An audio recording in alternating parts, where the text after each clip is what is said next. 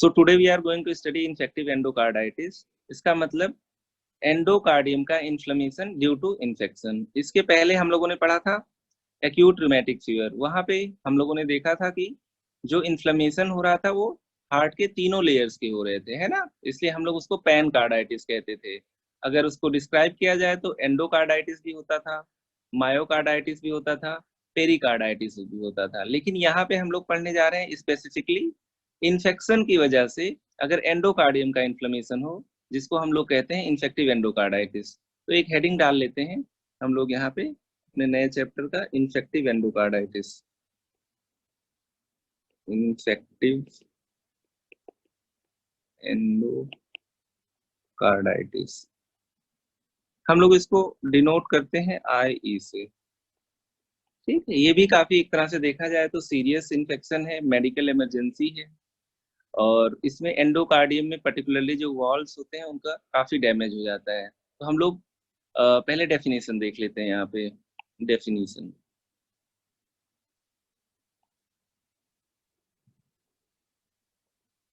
Definition हम लोग कह सकते हैं infective endocarditis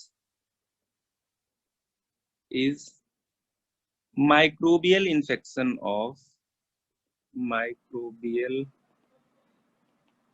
infection of heart valve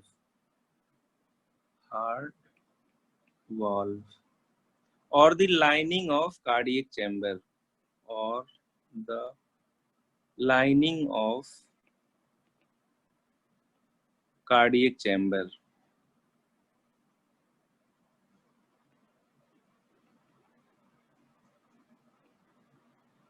है ना। तो यहाँ पे हम लोग ब्रैकेट में लिख सकते हैं एंडोथीलियम एंड एंडोकार्डियम।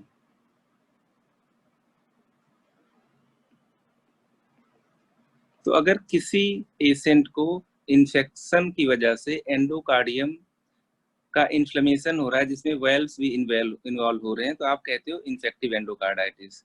ये आपका वायरल नहीं होगा, बैक्टीरियल हो सकता है, फंगल हो सकता है या रिकेट्सियल हो सकता है। तो लिख लेते हैं द कॉजेटिव ऑर्गेनिज्म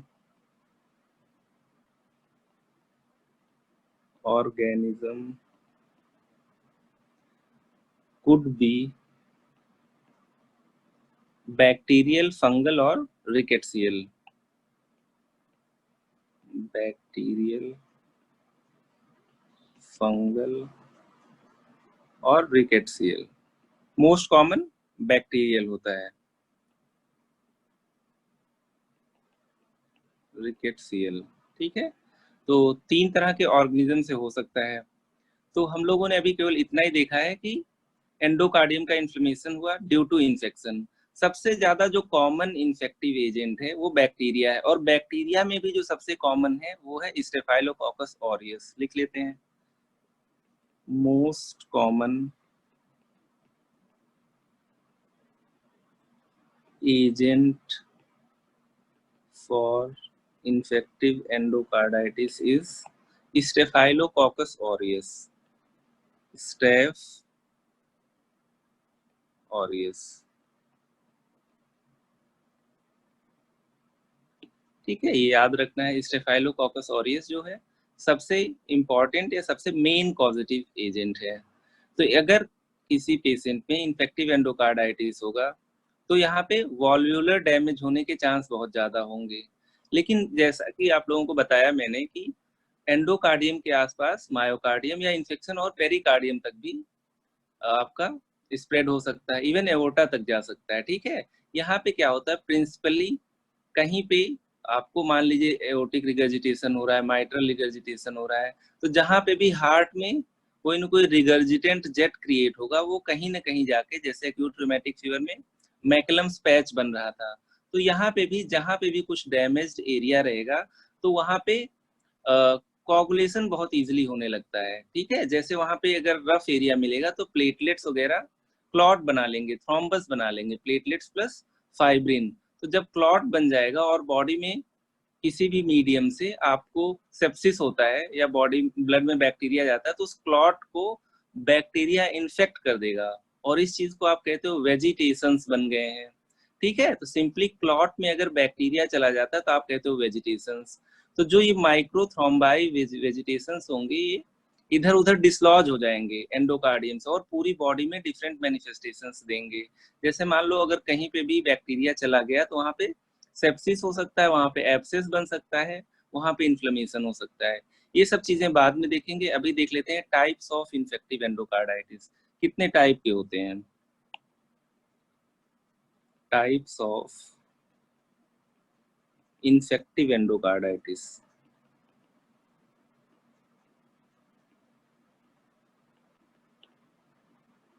देखिए अगर बहुत सीवियर फॉर्म होगा और नॉर्मल वॉल्स को भी अटैक कर दे रहा होगा बैक्टीरिया या जो भी पैथोजन अभी हम लोगों ने पढ़ा है, तो हम लोग कहते हैं एक्यूट है कि जो भी इलनेस हुई बहुत ही सीवियर हुई और बहुत ही जल्दी से हो गई। धीरे धीरे प्रॉब्लम्स हुई, थोड़ा बहुत वॉल्व का डैमेज हुआ, या अगर पहले से हार्ट की कोई कंडीशन ऐसी थी जिसकी वजह से वॉल्व्स या आपके एंडोथेलियम डैमेज होने के लिए प्रोन थे, एंडोकार्डाइटिस होने के लिए प्रोन थे, तब आप उसको सब एक्यूट एंडोकार्डाइटिस कहोगे।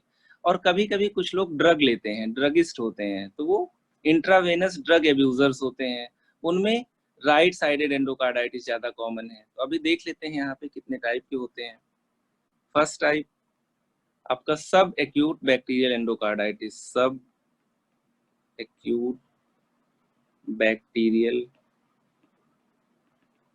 एंडोकार्डाइटिस,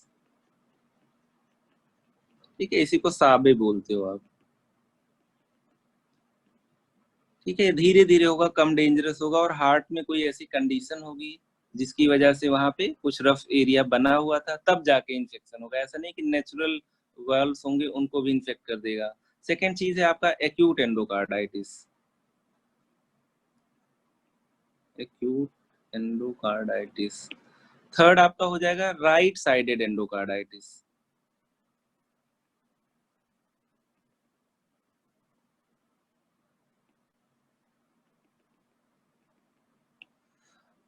ठीक है, तो डिपेंडिंग ऑन सीवियरिटी और हार्ट में कहाँ हो रहा है, हम लोग इस तरह से मोटा मोटा तीन पार्ट में इसको डिवाइड कर लेते हैं।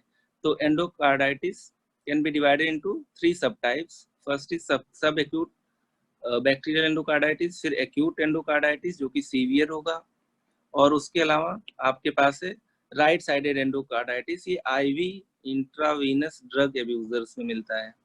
Intravenous drug abusers. देखिए यहाँ पे एक कॉन्सेप्ट देख लेते हैं कि ज्यादातर वियर एंड टीयर आपके लेफ्ट साइड में होता है, क्योंकि हम लोग पहले भी पढ़ चुके हैं कि लेफ्ट साइड का प्रेशर ज्यादा रहता है। तो लेफ्ट साइड के जो वेल्व्स होते हैं या लेफ्ट साइड के जो हार्ट के चेम्बर्स होते हैं वो डैमेज के लिए, स्ट्रेन के लिए ज्यादा प्रोन होते हैं, इसलिए ज्यादातर लेफ्ट साइडेड ही होता है। लेकिन अगर कोई आईवी ड्रग ले रहा है तो आप जानते हो ड्रग कोई लेगा तो वेन में लेगा, वेन से वो ड्रग कुछ बैक्टीरिया लेके हो सकता है चला है स्किन से, और वो कहाँ आएगा, या तो सुपीरियर वेन केवा से आ जाएगा या तो इंफीरियर वेन केवा से आएगा। जाएगा कहाँ, राइट एट्रियम में जाएगा। राइट एट्रियम से कहाँ जाएगा, राइट वेंट्रिकल में जाएगा, है ना। तो अगर कोई आईवी ड्रग एब्यूजर होगा तो उसमें राइट साइड में भी हो सकता है, तो इसलिए उसको अलग कैटेगरी में रख दिया है हम लोगों ने, right sided endocarditis. Otherwise naturally देखा जाए तो ये लेफ्ट साइड में ज्यादा होगा, चाहे नॉर्मल वॉल्व्स पे चाहे एबनॉर्मल वॉल्व्स पे। तो हम लोग एक कॉन्सेप्ट लिख लेते हैं। कॉन्सेप्ट कॉन्सेप्ट में ये लिख लेते हैं एंडोकार्डाइटिस कहाँ ज्यादा या कब ज्यादा हो सकती है ना। तो यहाँ पे कॉन्सेप्ट किस चीज का है, एंडोकार्डाइटिस टेंड्स टू अकर इन, ठीक है, पहली कंडीशन लिख लेते हैं हाई प्रेशर एरिया, है ना, मतलब left side of heart. First is high pressure area. तो आपको पता है लेफ्ट साइड ऑफ हार्ट ज्यादा प्रेशर एरिया होता है क्योंकि इसको एओर्टा में पंप करना सिस्टमिक सर्कुलेशन का पार्ट है। बीपी जो हम लोग देखते हैं, है ना, वो 120/80 नॉर्मल होता है।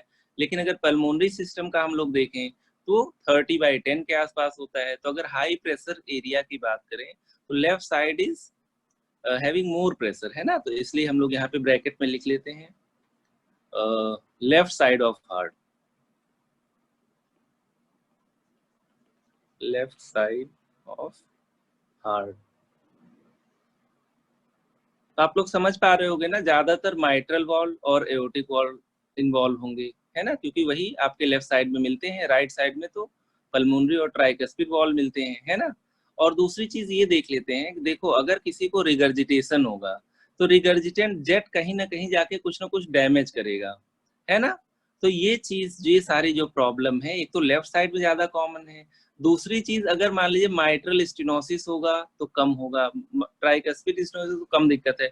लेकिन अगर रिगर्जिटेशन हो रहा होगा तो जो ब्लड का जेट है जो रिगर्जिटेट करके ऑपोजिट डायरेक्शन में जा रहा है, उसकी वजह से कुछ न कुछ एंडोकार्डियम का डैमेज होगा, जैसे हम लोगों ने मैकलम्स पैच पढ़ा था एक्यूट रिमेटिक फीवर में। अब उस एरिया पे या वहां पे जो डैमेज्ड वॉल होंगे उन पे कोई थ्रोम्बस बनना इजी रहता है, क्योंकि जहां पे भी कोई डैमेज चीज होती है उसकी एंटीकोगुलेंट प्रॉपर्टी कम हो जाती है, ठीक है, वो प्रोकोगुलेंट हो जाता है। तो जहां पे भी रफ एरिया मिलेगा, जहां पे भी डैमेज्ड वॉल्स मिलेंगे, तो रिगर्जिटेशन में वॉल का डैमेज ज्यादा होता है। इवन एंडोकार्डियम का भी जेट की वजह से डैमेज ज्यादा मिलता है, इसलिए एंडोकार्डियम रिगर्जिटेशन वाले लीजन्स में ज्यादा मिलता है, ठीक है। तो एक दूसरा पॉइंट लिख लेते हैं, एंडोकार्डाइटिस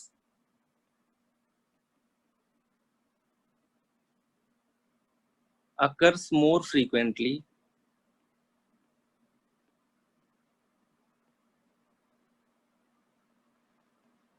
किसमें होगा, रिगर्जिटेंट वाले उसमें होगा ना, in patients with regurgitant lesions, regurgitant lesions, example mitral regurgitation, aortic regurgitation, है ना, rather than in those with pure stenosis। आगे लिख लेते हैं, स्टेनोसिस में कम मिलेगा, rather than in patients with pure stenosis। अब आप लोग समझ गए होंगे कि एक हम लोगों ने राइट साइड का अलग क्यों कर दिया है। राइट साइड का अलग इसलिए कर दिया क्योंकि राइट साइड में उतना प्रेशर नहीं होता है, तो इसलिए वियर एंड टीयर वॉल्स के कम होते हैं, इसलिए वहां पे रफ एरियाज कम होते हैं, इसलिए वहां पे वेजिटेशन या जो इन्फेक्टिव एंडोकार्डाइटिस का लीजन होता है, आगे पढ़ेंगे, वो कम मिलते हैं। अभी तक जितना पढ़ा है उसको एक बार देख लेते हैं दोबारा। हम लोगों ने लेक्चर की शुरुआत की है और ये देखा है कि अगर एंडोकार्डियम का इन्फ्लेमेशन हो जाता है due to infection, microbial infection, है ना, तो हम लोग इसको एंडोकार्डाइटिस कहते हैं। प्राइमरीली एंडोकार्डाइटिस में आपके हार्ट वॉल्स इन्वॉल्व होते हैं, लेकिन इन्वॉल्व कुछ भी हो सकता है, ठीक है। बैक्टीरियल हो सकता है, फंगल हो सकता है, रिकेट्सियल हो सकता है, वायरल कम होता है, ठीक है, या वायरल ना के बराबर होता है। वायरल से ज्यादातर मायोकार्डियम में प्रॉब्लम मिलती है, आप उसको मायोकार्डाइटिस बोलते हो, ठीक है। एंडोकार्डाइटिस वायरल ओरिजिन की बहुत कम मिलती है। मोस्ट कॉमन अगर ओवरऑल देखा जाए तो बैक्टीरियल है। बैक्टीरिया में मोस्ट कॉमन आपका ग्राम पॉजिटिव स्टेफाइलोकोकस ऑरियस है ना, स्टेफाइलोकोकस ऑरियस एक ग्राम पॉजिटिव बैक्टीरिया है। इसके अलावा हम लोगों ने इसको डिवाइड कर लिया डिपेंडिंग ऑन सीवियरिटी और किस साइड में हार्ट के हो रहा है। अगर कोई आईवी ड्रग एब्यूजर है तो उसमें आप लोग समझ पा रहे हो, ड्रग लेगा किसी वेन में लेगा, वेन से कुछ स्किन के साथ बैक्टीरिया भी जा सकता है, जो बैक्टीरिया स्किन पे है वो कहाँ पहुंचेगा, इंफीरियर वेना केवा से राइट साइड ऑफ हार्ट में पहुंचेगा। इसलिए आईवी ड्रग एब्यूजर्स की बात किया जाए तो नॉर्मली लेफ्ट साइड में हमें इन्फेक्टिव एंडोकार्डाइटिस मिलती है, इनमें राइट साइड में भी मिल सकती है, ठीक है, क्योंकि वीनस ड्रेनेज जो होता है वो कहाँ जाएगा, राइट एट्रियम में जाएगा, राइट वेंट्रिकल में जाएगा, है ना, तो वहां बैक्टीरिया पहले पहुंच गया है, वहां डैमेज ज्यादा कर सकता है। बाकी केसेस में हम लोगों ने कॉन्सेप्ट में भी देखा था, हाई प्रेशर एरिया में ज्यादा होगा। हाई प्रेशर एरिया आपका naturally left side of heart होता है ना। तो इसमें अगर बहुत सीवियर है तो एक्यूटली इल हो जाएगा पेशेंट, है ना, बहुत सारा डैमेज हो जाएगा, नॉर्मल वॉल्स को भी बैक्टीरिया अटैक कर देगा। इस चीज को आप कहते हो एक्यूट एंडोकार्डाइटिस। दूसरी कंडीशन हो सकता है कम विरुलेंस वाला बैक्टीरिया हो, या हो सकता है कि ऐसे इंसान में इसलिए एंडोकार्डाइटिस हो रहा हो क्योंकि हार्ट में पहले से ही कोई ऐसी प्रॉब्लम है जिसकी वजह से रफ एरियाज उसको मिल रहे हैं या डैमेज एरियाज मिल रहे हैं, जहां जो भी पैथोजन है वो जाके वहां पे इन्फेक्ट कर पा रहा है। अगर इंटैक्ट एपिथीलियम या एंडोथीलियम होती तो वो इन्फेक्ट ही ना कर पाता। तो पहला केस हम लोग लिख लेते हैं, सब एक्यूट एंडोकार्डाइटिस। फर्स्ट इज सब एक्यूट एंडोकार्डाइटिस, सब एक्यूट बैक्टीरियल एंडोकार्डाइटिस।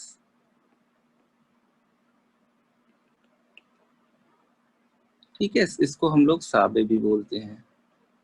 तो सब एक्यूट है, मतलब धीरे धीरे होगा। तो ये कह सकते हैं कि जो ऑर्गेनिजम्स इसको कराएंगे वो उतने ज्यादा विरुलेंस के नहीं है, है ना, कम डेंजरस है वो ऑर्गेनिजम्स। तो लिख लेते हैं caused by organisms of relatively low virulence. caused by organisms of relatively low virulence। बहुत तेजी से और बहुत ज्यादा डैमेजिंग इन्फेक्शन नहीं होगा। ठीक है। अच्छा, ये नॉर्मल ऐसे पैथोजन होंगे जो नॉर्मल वॉल को नहीं अटैक कर पाएंगे, लेकिन किसी पेशेंट में अगर, जो कि हम लोग कंडीशन अभी पढ़ा था, माइट्रल रिगर्जिटेशन या एओर्टिक रिगर्जिटेशन है, तो कहीं ना कहीं रफ एरिया बना होगा, है ना। उस रफ एरिया पे ये जाके कुछ ना कुछ बैक्टीरिया वहां पे इन्फेक्शन कर पाएंगे। तो यहाँ पे हम लोग देखते हैं कि नॉर्मल वॉल्स इन्वॉल्व नहीं होते हैं, बहुत हाई विरुलेंस बैक्टीरिया इन्वॉल्व नहीं होता है। लो विरुलेंस और कोई प्री डिस्पोजिंग कंडीशन होगी, जैसे एओर्टिक रिगर्जिटेशन, माइट्रल रिगर्जिटेशन या पीडीए वगैरह किसी पेशेंट में हो। तो लिख लेते हैं occurs on damaged walls, है ना, पहले से वॉल कुछ डैमेज है, ठीक है, और at sites where endothelium is damaged, endothelium is damaged, endothelium मतलब एंडोकार्डियम की जो इनर मोस्ट लाइन है, is damaged by high pressure jet of blood, by high pressure jet of blood।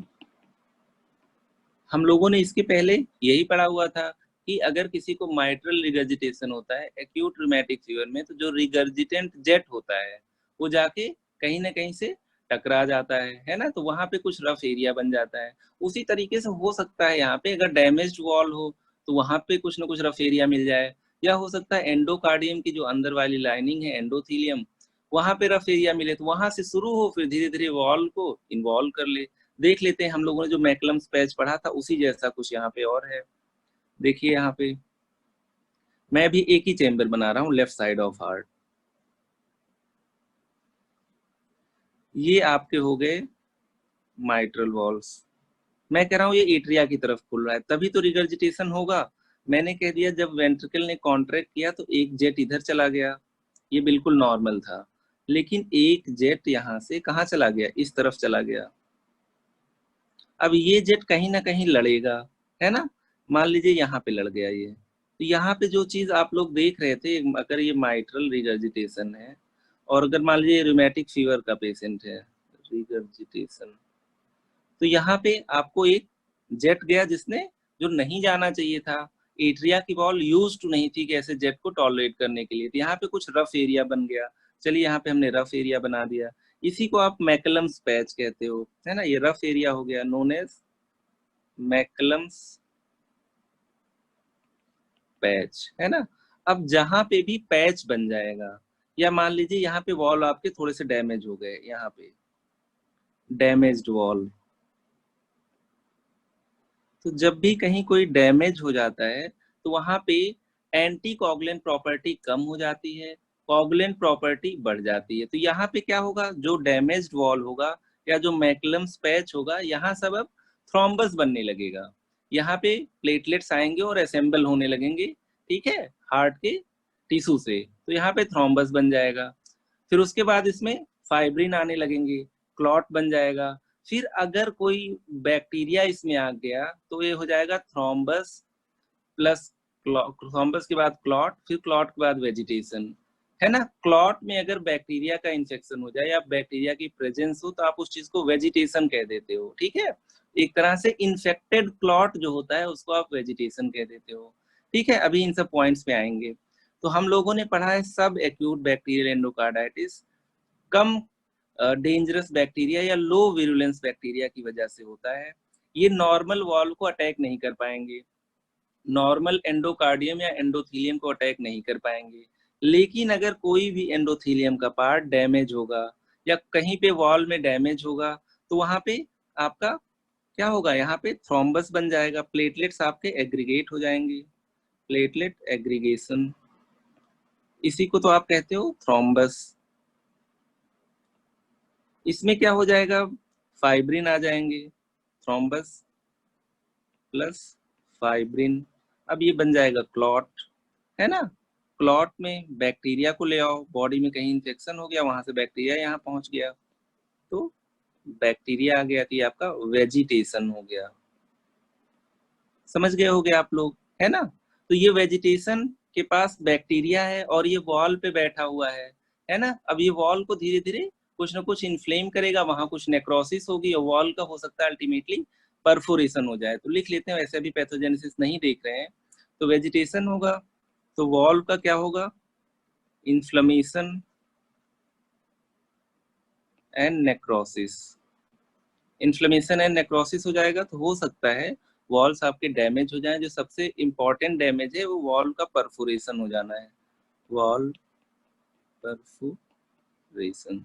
तो अभी हम लोगों ने देखा था, मान लीजिए कि ये आपका माइट्रल वॉल था, है ना। तो यहाँ पे हमने कह दिया कि एक वेजिटेशन या थ्रोम्बस बन गया है। तो धीरे धीरे ये क्या करेगा, ये इसको डैमेज कर देगा कुछ इस तरीके से। तो यहाँ पे धीरे धीरे एक और एरो से देख लेते हैं, डैमेज करना शुरू करेगा तो हो सकता है यहाँ पे परफोरेशन मिलने लगे आपको, पूरा वॉल ही खराब कर दिया हो इसने, डीप होता गया हो और डीप होते होते वॉल में एक छेद मिल गया हो, परफोरेट हो गया हो, तभी तो रिगर्जिटेशन होगा यहाँ पे, है ना। हो सकता है यहाँ पे एक होल बना दे बैक्टीरिया, है ना। तो अब जो ब्लड होगा वो रिगर्जिटेट करेगा, है ना। इस तरीके से परफोरेट हो जाता है वॉल, परफोरेट, ठीक है, एक होल बन जाता है। तो ये पैथोफिजियोलॉजी में भी हम लोग देखेंगे। हम लोगों ने ये देख लिया है कि लो विरुलेंस बैक्टीरिया भी डैमेज्ड वॉल या डैमेज्ड एंडोकार्डियम को इन्फेक्ट कर सकती है। पहले वहां थ्रोम्बस बनेगा, बाद में थ्रोम्बस में ही बैक्टीरिया चला जाएगा, तो आप कह दोगे वेजिटेशन हो जाएगा। मैकलम्स पैच हम लोगों ने पढ़ा था, तो हम लोग यहाँ से एंडोकार्डियम की वॉल को रिलेट कर ले रहे हैं। और वॉल्यूलर डैमेज, मान लीजिए कोई डैमेज्ड वॉल है, ठीक है, किसी में रिगर्जिटेशन हो ही रहा था, तो वो भी एक आइडियल साइट है वहां पे थ्रोम्बस बनने का या वेजिटेशन बनने का, ठीक है। तो जो यहाँ पे बैक्टीरिया आ रहा है बॉडी में कहीं से भी आ रहा होगा, मान लो किसी को जीआईटी का इंफेक्शन हो गया, किसी ने अभी दांत उखड़वाया है ना, टूथ एक्सट्रैक्शन किया है, या किसी को यूटीआई हो गया है, तो लिख लेते हैं यहाँ पे आगे, common sources of infection are, common sources of infection are urinary tract infection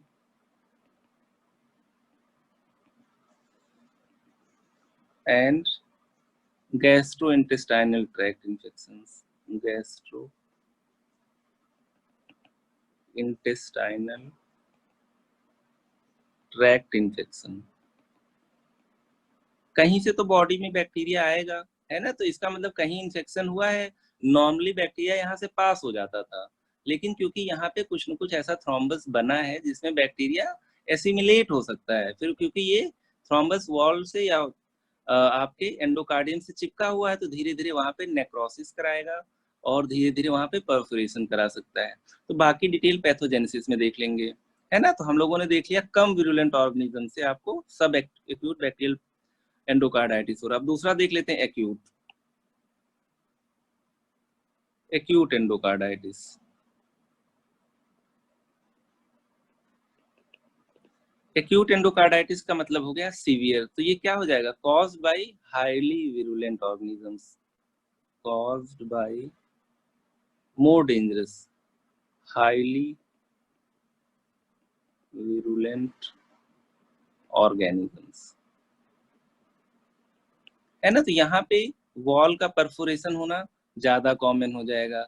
ये डैमेज्ड वॉल को तो कर ही सकता है, नॉर्मल वॉल्स को भी अटैक कर सकता है, ठीक है। लिख लेते हैं, can affect damaged as well as normal heart, इसको कोई रफ एरिया वगैरह नहीं चाहिए। अगर बॉडी में ऐसा बैक्टीरिया एक डेफिनेट अमाउंट में आ गया तो ये नॉर्मल वॉल को भी अफेक्ट कर सकता है, और ये आपका ज्यादा फल्मिनेंट कोर्स होता है, ज्यादा जल्दी जल्दी ये मैनिफेस्टेशंस लाता है। तो लिख देते हैं, it is therefore more severe form, it is therefore most severe form of infective endocarditis.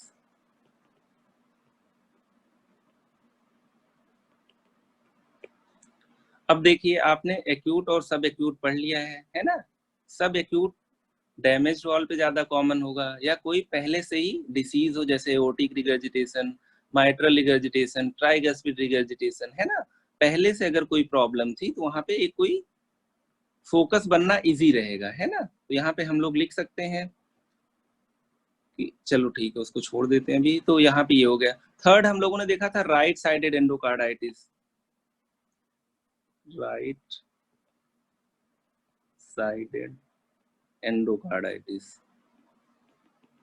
ये हम लोगों ने ये भी बात किया था कि आईवी ड्रग अब्यूजर्स में होगा, मेनली इन आईवी ड्रग अब्यूजर्स। जैसे मान लीजिए कोई इंसान है,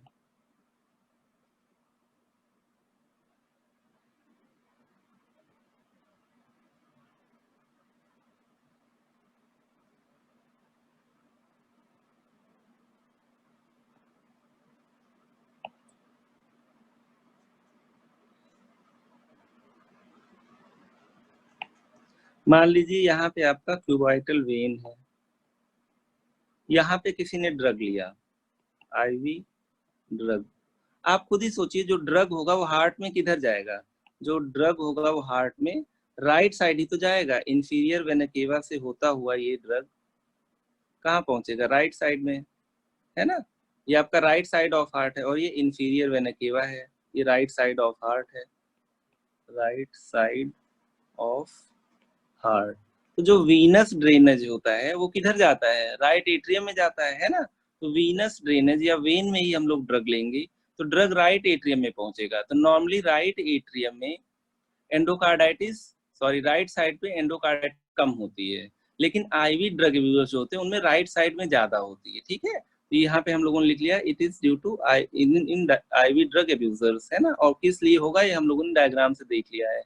तो जो भी ड्रग लेंगे उसके साथ स्किन से कुछ न कुछ बैक्टीरिया भी जा सकता है ना। क्योंकि जो ड्रग अब्यूजर्स होते हैं वो इंजेक्शन तो हॉस्पिटल में नहीं लगाते हैं, है ना। वो कहीं पे भी ड्रग ले रहे होंगे इलीगली, और वो सैनिटाइज करेंगे नहीं अपर सरफेस। तो ऐसा होता है कि जब वो ड्रग लेते हैं तो स्किन से वहां पे स्प्रिट वगैरह नहीं लगाते हैं वो लोग, तो स्किन से बैक्टीरिया भी चला जाएगा, ड्रग तो जाएगा ही। ड्रग जो नुकसान करेगा वो अलग पार्ट में ड्रग अब्यूज में पढ़ेंगे। बैक्टीरिया जो नुकसान करेगा वो राइट साइड के हार्ट को इन्वेड कर सकता है। तो यहाँ पे लिख भी लेते हैं, along with drug, skin bacteria also reaches the heart through inferior vena cava to right side of the heart,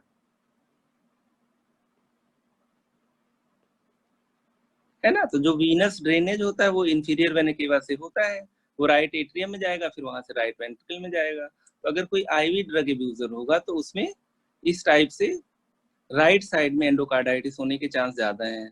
तो तीनों को हम लोग एक बार देख लेते हैं। एक्यूट तो हम लोग डिटेल में पढ़ेंगे ही। सब एक्यूट हमने कह दिया कि डैमेज्ड वॉल्स पे या at site where endothelium is damage. तो एग्जांपल यहाँ पे लिख लेते हैं, अगर किसी को माइट्रल रिगर्जिटेशन होगा, एओर्टिक रिगर्जिटेशन होगा, ट्राइकस्पिड रिगर्जिटेशन होगा, तो यहाँ पे इस टाइप का कुछ पैच बनेगा। तो इसका मतलब ऐसे पेशेंट में हार्ट में पहले से कोई दिक्कत थी जिसकी वजह से इस कम विरुलेंट बैक्टीरिया ने एंडोकार्डाइटिस करा दिया। सेकेंड चीज हम लोगों ने देख लिया, हार्ट बिल्कुल नॉर्मल था लेकिन इतना डेंजरस बैक्टीरिया का इन्फेक्शन हुआ, इतने विरुलेंट बैक्टीरिया का इन्फेक्शन हुआ, उसने नॉर्मल हार्ट को भी अटैक कर दिया।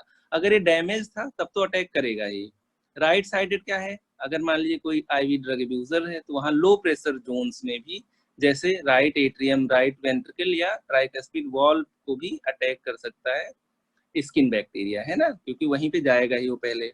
अब हम लोग थोड़े से इसके कॉम्प्लिकेशंस देख लेते हैं। एक तो मैंने कह दिया था वॉल को परफोरेट कर देगा, इसी तरीके से जितना ज्यादा सीवियर होगा उतने सीवियर कॉम्प्लिकेशंस मिलेंगे। देख लेते हैं कार्डियक कॉम्प्लिकेशंस।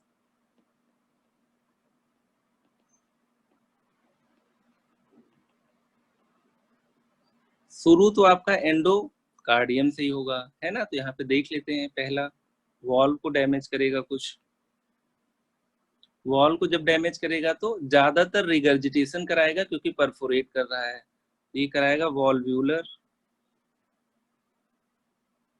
इनसफिशियंसी, है ना, मतलब रिगर्जिटेशन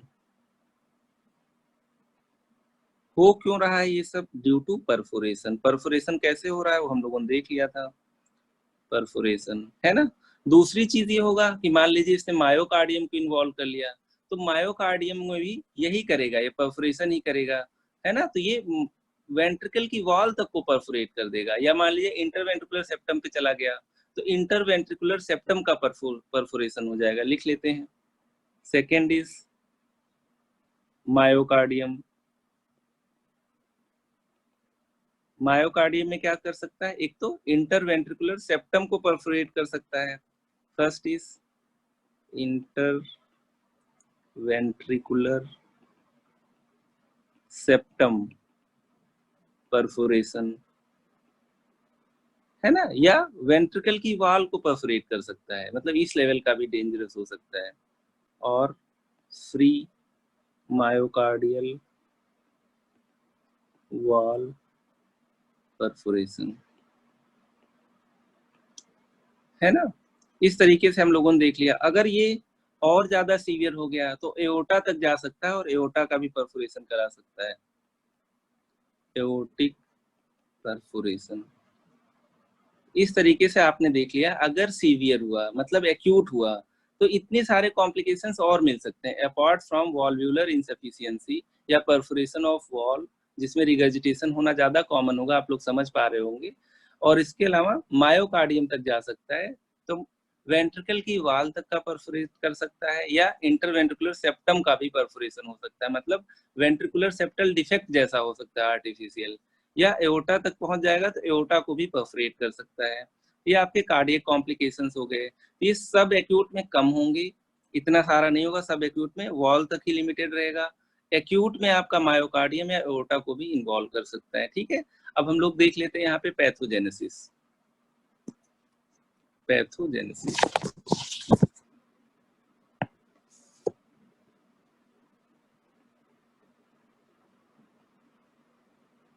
पैथोजेनेसिस की बात करें तो हम लोग पहले ही पढ़ चुके हैं।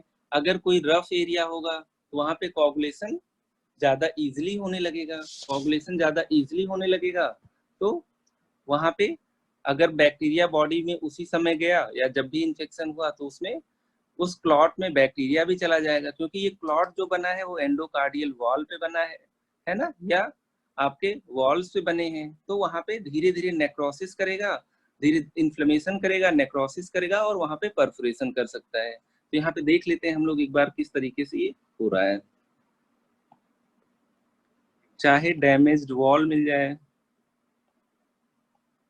और रफ एरिया, रफ एरिया के बगल में लिख लेते हैं मैकलम्स पैच।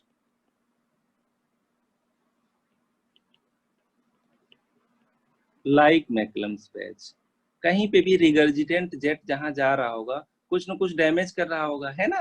तो जो भी रफ एरिया होगा या डैमेज्ड वॉल होगा या इंजर्ड एरिया होगा वहां पे आपका कोगुलेशन, एंटी कोगुलेंट प्रॉपर्टी कम हो जाती है, कोगुलेशन बढ़ने लगता है। तो जो प्लेटलेट्स होते हैं वो रफ एरिया पे जाके स्टिक कर जाते हैं। तो यहाँ पे लिख लेते हैं platelets stick to these areas and form thrombus. यहाँ पे थ्रोम्बस बन जाएगा, थ्रोम्बस फॉर्मेशन, है ना। इसमें हम लोग ऊपर भी पढ़ चुके हैं। इसी में फाइब्रिन डाल दो तो यही तो क्लॉट होता है ना, फाइब्रिनोजन से फाइब्रिन बनता था, तो यहाँ पे क्लॉट बन जाएगा। क्लॉट में बैक्टीरिया चला गया तो वेजिटेशन हो जाएगा, प्लस बैक्टीरिया है ना, बैक्टीरिया चला जाएगा तो ये वेजिटेशन हो जाएगा। अब ये वेजिटेशन जहाँ पे होगा वहां पे कुछ न कुछ, क्योंकि बैक्टीरिया आ गया, अब इन्फ्लेमेशन और होगा, है ना, एक तरह से इन्फेक्शन हो गया वहां पे, तो यहाँ पे इन्फ्लेमेशन होगा और नेक्रोसिस होगा। लिख लेते हैं, leads to inflammation and necrosis of underlying structure, underlying structure, है ना, ये सब हम लोग पढ़ चुके हैं। तो यहाँ पे एक वेजिटेशन बन गया, वेजिटेशन अभी लिख लेते हैं कैसे क्या होता है, ठीक है, और डिटेल में। तो जहाँ पे भी ये बना है वहां पे अब परफोरेशन करा सकता है ना, तो लिख लेते हैं, may lead to valve perforation और insufficiency, ठीक है। तो हम लोग इसको दोबारा देख लेते हैं, एक बार हम लोगों ने ऊपर भी देखा था। मैंने कहा जहां पे भी डैमेज्ड एरिया होगा, रफ एरिया होगा, वहां से प्लेटलेट स्टिक करने लगेंगे, ठीक है, मतलब वहां की कोगुलेंट प्रॉपर्टी ज्यादा हो जाएगी। वहां पे प्लेटलेट स्टिक किए, थ्रोम्बस बना, थ्रोम्बस में फाइब्रिन मिला दिया आपने तो ये क्लॉट बन गया, ठीक है, और क्लॉट में बैक्टीरिया मिला दिया आपने तो ये वेजिटेशन हो गया, है ना। तो इन्फेक्टेड क्लॉट को ही हम लोग वेजिटेशन बोल सकते हैं, इन्फेक्टेड क्लॉट, इसी को हम लोग वेजिटेशन बोल सकते हैं। अब वेजिटेशन जिस स्ट्रक्चर के ऊपर होगा वो स्ट्रक्चर धीरे धीरे डैमेज होने लगेगा। ज्यादातर प्रोबेबिलिटी ये होगी कि वो स्ट्रक्चर में इतनी नेक्रोसिस हो कि वो स्ट्रक्चर में होल बन जाए, अगर वो वॉल होगा तो उसमें परफोरेशन शुरू हो जाएगा, ठीक है। तो ये आपका पैथोजेनेसिस हो गया इन्फेक्टिव एंडोकार्डाइटिस का। जहां तक वेजिटेशन की बात है, वेजिटेशन देख लेते हैं। वेजिटेशन, वेजिटेशन का सिंपल सा मतलब है platelet plus bacteria plus fibrin, है ना, लिख लेते हैं, vegetation is equal to fibrin plus platelet plus bacteria, है ना, यही तो हम लोगों ने ऊपर देखा था। ये वेजिटेशंस क्या करते हैं, ये बहुत ही फ्राइबल होते हैं, ये डिसलॉज होके डिफरेंट पार्ट ऑफ बॉडी में जाएंगे। जब ये डिसलॉज होके डिफरेंट पार्ट ऑफ बॉडी में जाएंगे तो वहां बैक्टीरिया लेके जाएंगे, तो वहां पे भी एब्सेस और परफोरेशन कराएंगे या वहां पे इन्फ्लेमेशन कराएंगे। तो यहाँ पे हम लोग इसको पहले बना लेते हैं। यहाँ पे सबसे पहले प्लेटलेट्स पहुंचे थे, प्लेटलेट्स, अच्छा डैमेज है तो कुछ आरबीसी भी मिल सकते हैं, है ना, तो बीच में आपके प्लेटलेट प्लस आरबीसी होते हैं, ठीक है। उसके बाद इसमें आपका फाइब्रिन और बैक्टीरिया चला जाएगा तो क्लॉट स्टेबलाइज हो जाता है, ये आपके फाइब्रिन हो गए, ठीक है, फाइब्रिन। और फिर उसके बाद यहाँ पे बीच बीच में बैक्टीरिया चला जाएगा,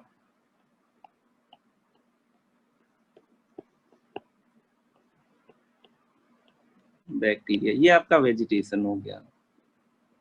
वेजिटेशन के साथ दिक्कत ये है जहां जहां ये डिसलॉज होके पहुंचेगा वहां वहां बैक्टीरिया लेके जाएगा, बैक्टीरिया लेके जाएगा अगर वहां, तो वहां पे भी इन्फ्लेमेशन होगा, वहां पे भी नेक्रोसिस होगा। तो लिख लेते हैं these vegetations are very friable, मतलब बहुत इजीली टूट जाएंगे, and then may go to different body organs and cause inflammation and perforation, inflammation, perforation and abscesses। क्योंकि यहाँ पे क्लॉट के साथ आपके पास बैक्टीरिया है, बैक्टीरिया है तो जहां पे भी ये क्लॉट पहुंचेगा वहां बैक्टीरिया अपना इन्फेक्शन शुरू कर देगा, उस ऑर्गन का भी इन्फ्लेमेशन शुरू कर देगा, वहां एब्सेस बन सकता है, वहां परफोरेशन हो सकता है, या वहां पे मान लीजिए किडनी में पहुंच गया तो हो सकता है ग्लोमेरुलोनेफ्राइटिस हो जाए, मतलब इन्फ्लेमेशन हो जाए, हो सकता है रीनल फेलियर हो जाए एक्यूट ट्यूबुलर नेक्रोसिस से, है ना, हो सकता है रीनल एब्सेस बन जाए। वो सब चीज बाद में पढ़ेंगे जब सिस्टम में जाएगा। तो आज हम लोग जितना पढ़े इसको एक बार जल्दी जल्दी रिवाइज कर लेते हैं। तो बहुत ही इजी रहा, हम लोगों ने बहुत धीरे धीरे इसको पढ़ा है। देख लेते हैं। इन्फेक्टिव एंडोकार्डाइटिस है ना। तो डेफिनेशन में हम लोगों ने ये लिखा था इन्फेक्टिव एंडोकार्डाइटिस के कि एंडोकार्डियम का इन्फ्लेमेशन इन्फेक्शन से होगा, तभी आप इन्फेक्टिव एंडोकार्डाइटिस बोलोगे। ठीक है, तो मेनली हार्ट के वॉल्स जो होंगे वो अफेक्टेड होंगे। बैक्टीरियल हो सकता है, फंगल हो सकता है, रिकेट्सियल हो सकता है। मेन ऑर्गेनिज्म स्टेफ ऑरियस है। बहुत विरुलेंट ऑर्गेनिजम्स होगा तो बहुत फास्ट पेशेंट डिट्यूरिएट करेगा, या बहुत ही ज्यादा डैमेज करेगा तो आप उसको कहते हो एक्यूट एंडोकार्डाइटिस। कम डेंजरस बैक्टीरिया होगा, मतलब कम विरुलेंस का, तो आपका सब एक्यूट बैक्टीरियल एंडोकार्डाइटिस है। राइट साइडेड अगर हो रहा है तो ऐसा ड्रग एब्यूजर्स में मिलता है। ये भी कॉन्सेप्ट हम लोगों ने देखा था, जहां पे रिगर्जिटेशन होगा वहां मिलने का चांस ज्यादा है, क्योंकि वो जेट कुछ ना कुछ डैमेज करेगा, जो रिगर्जिटेंट जेट है ना। मैकलम्स पैच का हम लोगों ने रेफरेंस दिया था। और लेफ्ट साइड में ज्यादा इसलिए होता है क्योंकि लेफ्ट साइड में वियर एंड टीयर या लेफ्ट साइड ज्यादा प्रेशर जोन होता है, तो वहां पे डैमेज होने के मिलने के चांस ज्यादा है। तो वहां पे आपका जो पैथोजेनेसिस के लिए क्लॉट बनना और प्रॉब्लम्स होना वो ज्यादा कॉमन है। सब एक्यूट हम लोगों ने देख लिया था। उसके बाद हम लोगों ने एक्यूट देख लिया था, ये ज्यादा डेंजरस होता है। इसमें इवन हार्ट पूरा का पूरा परफोरेट हो सकता है, सेप्टम भी, हार्ट की वाल भी, एओर्टा भी। राइट साइडेड ड्रग एब्यूजर समझ लिया था हम लोगों ने। अगर किसी में एक्यूट होगा तो परफोरेशन के अलावा आपको फ्री मायोकार्डियल वॉल रप्चर मिल सकती है, सेप्टम परफोरेशन मिल सकता है, या एओर्टिक। अब जहां तक हम लोगों ने समझ लिया था, तो फिर ये देखना जरूरी था कि पैथोजेनेसिस प्रोसीड कैसे करती है। डैमेज वॉल होगा, वहां पे प्लेटलेट्स स्टिक करेंगे, थ्रोम्बस बन जाएगा, और उसमें कुछ और फाइब्रिन मिलके क्लॉट बन जाएगा। क्लॉट में बैक्टीरिया पहुंचेगा, एंडोकार्डाइटिस जो जो कराते हैं, तो फिर वो स्ट्रक्चर वेजिटेशन हो जाएगा। वेजिटेशन अगर मान लीजिए यहाँ से कहीं नहीं मूव कर रहा है, तो यहाँ के अंडरलाइंग स्ट्रक्चर्स को परफोरेट कर सकता है। ठीक है, और अगर ये यहाँ से डिसलॉज हो जा रहा है कहीं बॉडी में, तो वहां पे जाके एब्सेस या इन्फ्लेमेशन करा सकता है।